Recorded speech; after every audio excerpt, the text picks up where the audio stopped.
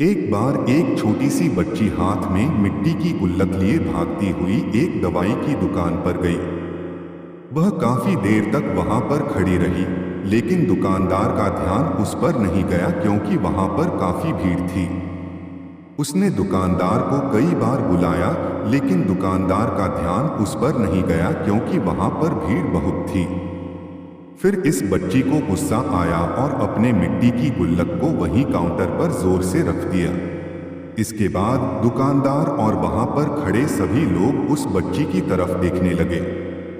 दुकानदार ने उस बच्ची से पूछा कि बेटे, आपको क्या चाहिए? तो वह बड़े ही भोलेपन से बोली, मुझे एक चमत्कार चाहिए।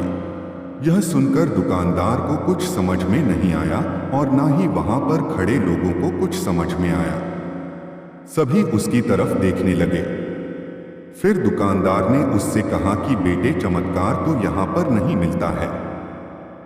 तो बच्ची को लगा कि वह उसे झूठ बोल रहा है। उसने कहा कि मेरे गुल्लक में बहुत पैसे हैं, बताओ आपको कितने पैसे चाहिए?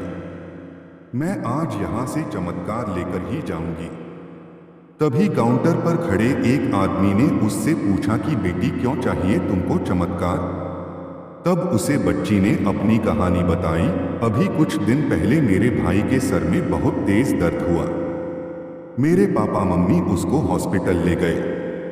उसके बाद कई दिन तक मेरा भाई घर नहीं आया। मैंने बहुत बार अपने पापा से पूछा, लेकिन उन्होंने मुझे कुछ नहीं बताया। वो बार बार यही बोलते रहे कि वह कल आ जाएगा, लेकिन वह अभी तक घर नहीं आया है। तभी मैंने देखा कि मम्मी रो रही थी और पापा उनसे कह रहे थे कि हमारे बेटे के इलाज और दवाइयों के लिए जितने पैसे चाहिए उतने पैसे मेरे पास नहीं हैं। अब उसको कोई चमत्कार ही बचा सकता है। तब मुझे लगा कि मेरे पापा के पास अगर पैसे नहीं भी हैं तो क्या हुआ, मेरे पास तो है।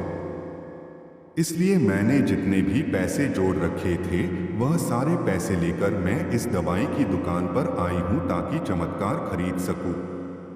फिर उस आदमी ने बच्ची से पूछा कि कितने पैसे हैं तुम्हारे पास? यह सुनते ही बच्ची ने गुल्लक उठाई और जमीन पर पटककर उसे फोड़ दिया और पैसे गिनने लग गई। वहां पर खड़े सभी लोग उसे देख रहे थे। थोड़ी देर बाद उसने सारे पैसे इकट्ठे किए और बोली, मेरे पास पूरे 19 रुपए हैं।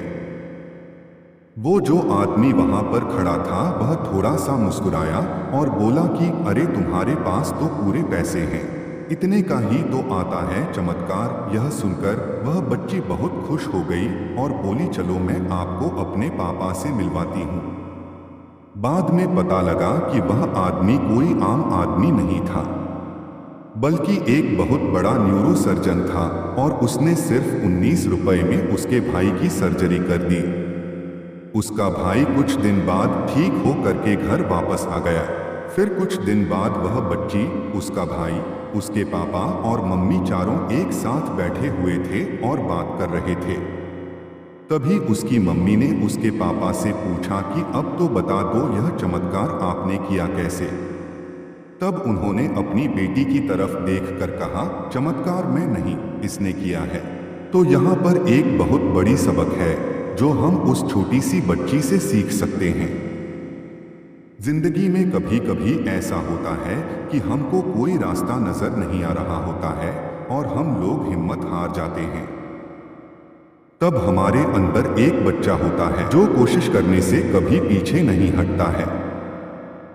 वह हार मानने को तैयार ही नहीं होता है क्योंकि उसको ना शब्द समझ नहीं आता है। वह बच्चा जिसके लिए कुछ भी नामुमकिन नहीं है कि क्योंकि वह हर हाल में कोशिश करता ही रहता है। दोस्तों, अगर आपको हमारी ये कहानी पसंद आई तो लाइक करिए, सब्सक्राइब करिए। धन्यवाद, नमस्कार, थैंक यू।